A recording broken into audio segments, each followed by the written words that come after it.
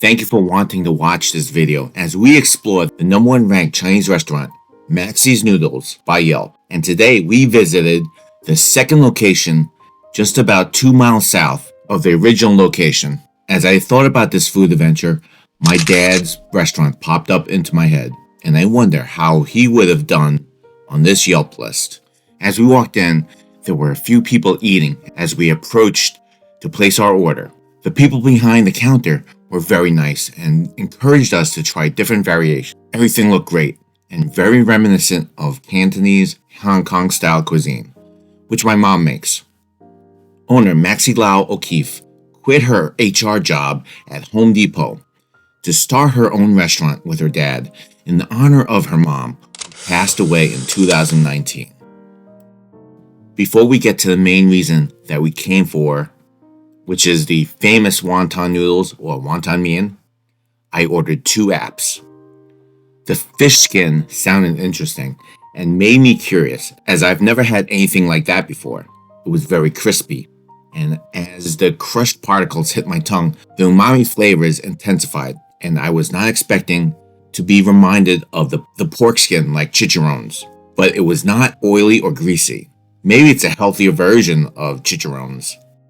Next up were the curry fish balls. The flavor of the sauce had depth made with a combination of coriander, cumin, turmeric, ginger, and chili peppers that coated the fish balls well. The density of the fish balls were smooth and consistent, with a great mouth feel. It's just an overall tasty dish, making me more hungry for the wonton noodles. I also ordered the Hong Kong style milk tea. It's been a while. The black tea felt like a punch to the face, like the tea leaves were steeped in the water for days. It was a very strong taste, and the milk could not make the tea more subtle. I will say this, you will wake up faster than coffee with this tea. Let's move on to the main reason why we are here. Also, keep in mind to feel free to rewind if you missed something important. As I looked at this simple bowl, it really made me feel like my mom made this for me. It was like I was being hugged, making me feel safe. When I think of wonton noodles, I lean towards the noodles in this equation because I love noodles more than rice. Anyway, these type of noodles have the resilience needed for this type of soup. These noodles have a bouncier and toothsome bite with each strand. Think of al dente, but more springer. Its thickness is similar to angel hair, but as you bite through a group of pasta, your teeth can feel the noodles popping apart. What's more interesting is that she uses duck eggs, which has a larger yolk that contributes to a richer flavor and texture for the dough that provides a more luxurious taste. I think these chickens have something to say about that. While just a bowl of soup and noodles would be enough at most times, we can't stop here. Let's check out the second part of the equation, the wontons, which translates to swallowing cloud, and let me tell you why.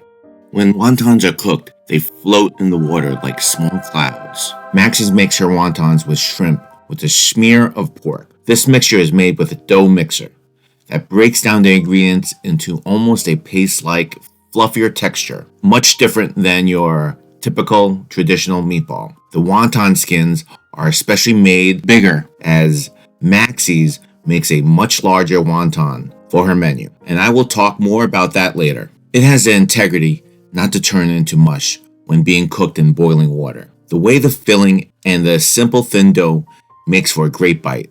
What's amazing is that the pork really kicks up the flavor of the shrimp, and you wouldn't even know there was 10% pork. Keep in mind these wontons are supersized, about twice the size of a regular wonton, and therefore makes this combo wonton noodle soup a classic. One special tip that I can offer is that you can add other items to the noodles in addition to the wontons. And you should add the dumplings, which was more savory and complex as it's made with more pork, some shrimp, wood ear, mushrooms, bamboo shoots, and if it doesn't have yellow chives, that restaurant is cheating you. The typical dumpling fillings use minced ingredients. But what I love about Maxi's is that they julienne the chives, wood ear, mushrooms, and bamboo shoots, which gives the dumpling a unique mouth feel against a blended meat. So those ingredients do not get lost as opposed to being minced. Additionally, the size of the wontons and dumplings are twice the size of your regular wontons and dumplings. That gives you another reason to visit Maxi's for that unique experience. Again, it's like mom giving you extra because she wants you to grow up big and strong. As I mentioned before, you can add more toppings. We started with the wontons, then the dumplings. You can add the beef tendon, beef stew, or the fish skin. I'm really glad that we ordered the fish skin as an appetizer so that we can combine it with the broth. It was still crispy after being dunked in the broth.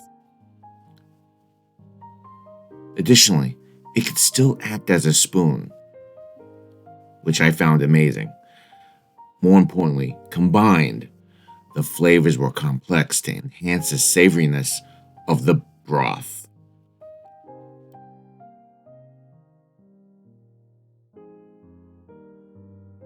And fish balls that we had for appetizers. And for my third topping, I added the jjiang, which is pork strips with mushrooms and a sweet sauce, which was savory, but made the broth have a similar bite as birria, but more tame, but also enhanced the flavor. My suggestion, try it.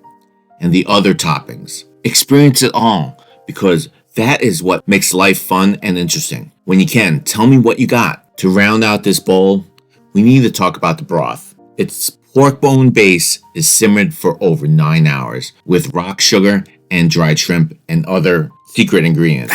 It makes for a wonderful, complex flavor. Only someone who cares would make this kind of soup. The meal came out to $48.11 for this fast casual establishment. We also include a $15 tip, which we left in the till. Just to let you know, Maxi's currently has 3 locations. The original one on 38th Street in Flushing, one that just recently opened up on Mott Street in Manhattan's Chinatown, and this one is over on Main Street, closer to Long Island Expressway in Flushing. We came to this one because we figured that parking would be a lot easier, and we did not want to pay for the congestion fee when going into Lower Manhattan. While I usually disagree with 99.9% of the time with Yelp, I will say for Chinese food, it's hard to say who can really be the #1 Chinese restaurant in America, because there are so many variations of Chinese food establishments, from authentic Chinese to American-influenced, snacks, desserts, and so much more. For me, I give Maxi's Noodles a 3 Noah Eats, as it is living rent-free in my head right now. And most importantly, it really made me feel like my mom was making this wonton meal for me. Please watch these 2 next video options and comment below your favorite Chinese restaurants and dishes. What is your favorite Chinatown? Also, do you believe the best restaurants have Michelin stars? If you have not subscribed or liked this video yet, we would greatly appreciate that.